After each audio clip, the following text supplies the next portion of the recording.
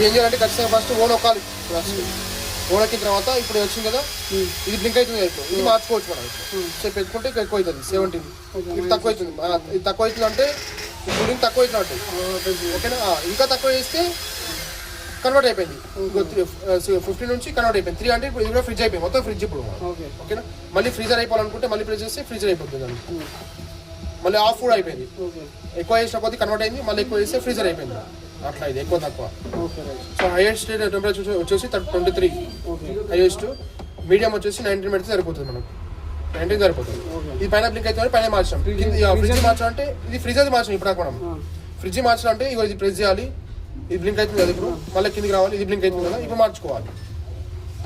Fridge ఎంత degree పెట్టాలా? Fridge కూడా నార్మల్గా వచ్చేసి 4 సరిపోతుంది, 4 సరిపోతుంది. ఇంకా ఎక్కువ కావాలనుకుంటే ఇంకా ఎక్కువ తగ్గించుకోవాలి. 2 అయితే ఎక్కువ కూలింగ్ అవుతుంది, హై కూలింగ్. 3 అదే 3-4 పెడితే నార్మల్గా వస్తుంది, 4 3 ఉండండి సరిపోతుంది. ఇంకా అవసరం ఉంటే ఇంకా సింపుల్గా ఉంటుంది.